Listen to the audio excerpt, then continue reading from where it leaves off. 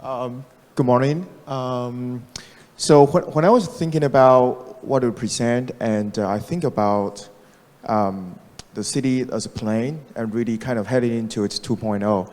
And it's a city that trying to honor its past and trying to envision the future.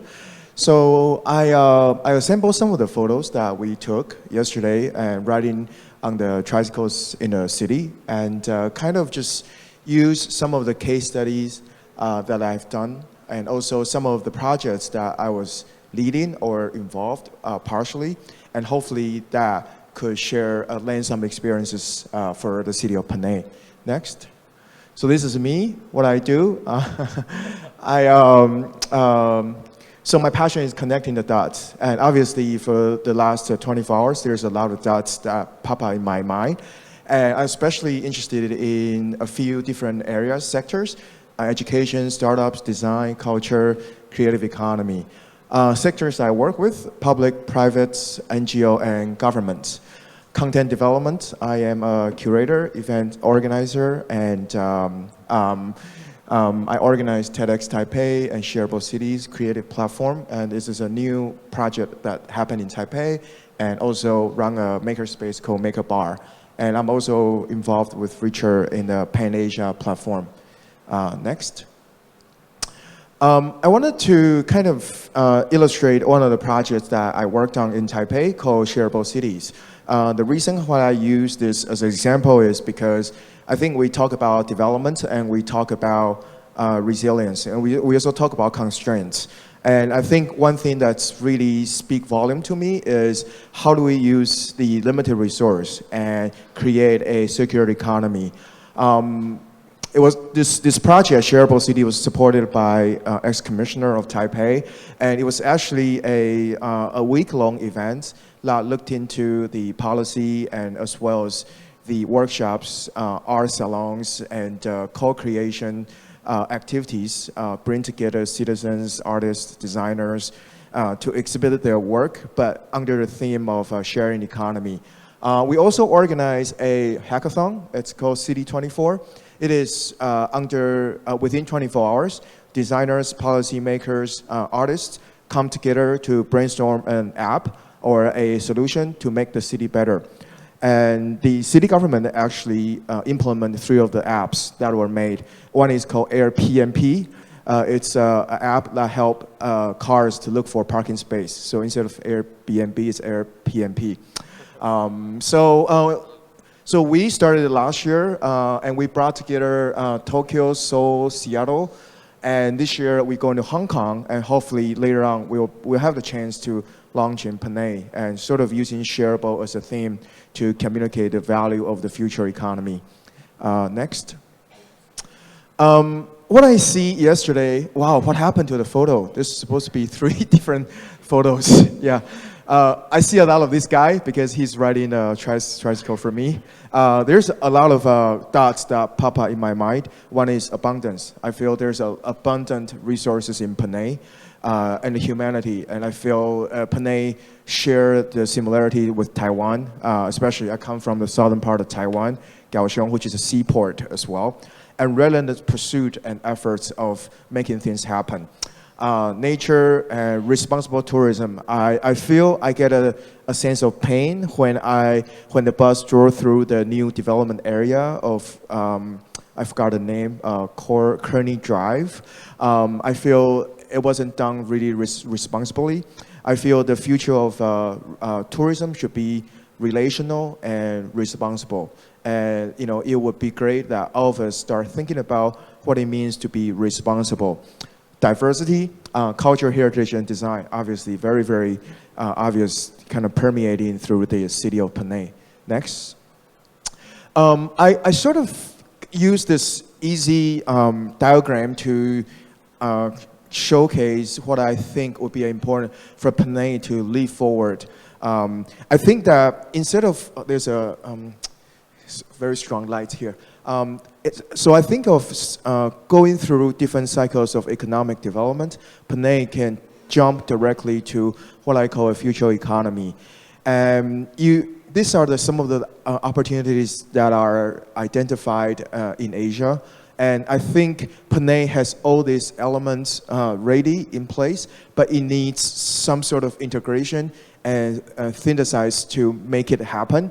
So using education as a foundation and use that to propel maker movement, which has a very strong roots here, I believe, and design and craftsmanship. And I think using responsible tourism as a very strong understanding of what kind of tourists that we want to bring to Penang, what kind of resorts builders we want to attract here, and use that as a global understanding of what Penang is all about. And then in the future, only support entrepreneurs that are doing for-purpose businesses. Instead of going into a traditional mobile internet startup, I would argue Penang should set a category on for-purpose social enterprise, because you have other cities in Asia that are already doing very strong startup scenes already. Circular economy, this is the area that hasn't been really discovered yet. Penang has a really strong advantage in this, and I think it can be manifested through sharing economy and shareable cities sort of formats. And obviously, you need a different type of startup ecosystem. You don't need a traditional VC or the kind of VC play that they have in Beijing, but you need a different kind of VC. You need almost a responsible VC that brings in money that is patient capital. Next. What I think is also important is for Penang city government to understand what it means by creative bureaucracy. Bureaucracy exists all around the world. It exists in the countries big and small. Creative policy is a term coined by Charles Landry. Dr. Charles Landry was a consultant to the city of Taipei for the last 3 years. He looked at Taipei in a talent point of view, in a imperative point of view, but he gave me this sense that if a place has to change, it has to be a hybrid of top-down and bottom-up. So what is creative bureaucracy? These two words obviously don't go together very well. There are text here. I will give out the presentation, but I think using this sort of diagram to illustrate what I mean, it's almost like an ecosystem that allow ideas to germinate. And this is not something that I randomly drew. It's actually an ecosystem that was designed by Vicente Goliard. He's the chief architect of the city of Barcelona. He uses the plants as a symbol to design the bureaucracy system within the city of Barcelona. And I have that document available, so if all of you wanted to get hold of what it means to create creative bureaucracy, I'll be happy to share. Next. So I'm going to share some of the case studies from Taipei or Taiwan, and I think which can be duplicated here as well. One is, this is the Taiwan's premier's old residence. It's a mansion located in the heart of the Taipei, a very high prime real estate location. So there are buildings like this, but it was open to become a social enterprise village. And so a group of entrepreneurs went in and organized a hackathon overnight and create different solutions. So you can imagine this is almost like occupy your presidential palace sort of idea. So if you have identify a leader that take the bold move like this will really open up a host of opportunities. Next. And this is an old battling factory in the outskirts of Taipei. It was really close to a science park and as well as a tire factory. What happened was next, it used to be just run down places and very dirty, almost crime, had a lot of drug users. But a group of designers and artists went in and they curated a creative academy inside where they have fashion show, they have theater play, and kids actually came in to help clean up the space. So, imagine Penang has such a manufacturing capacity and a background.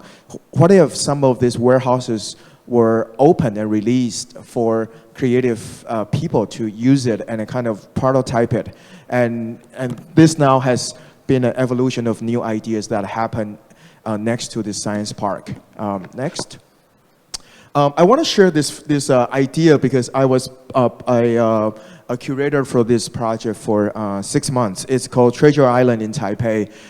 This is a project that basically turned a ghetto of Taipei city and turned them into literally a treasure island, because you see, this is originally a public social housing for residents, and very run down, very under managed.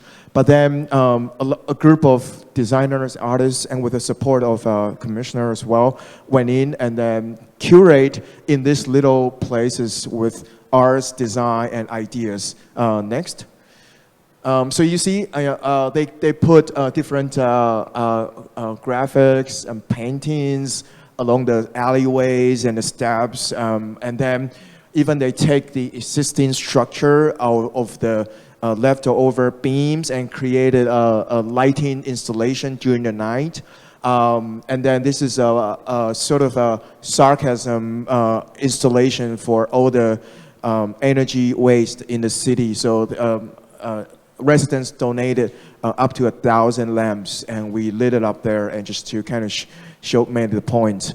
And this is some of the arts illustration projects there. So it's a very small kind of unit, but then given the freedom and given the courage, something can be done and something can be created.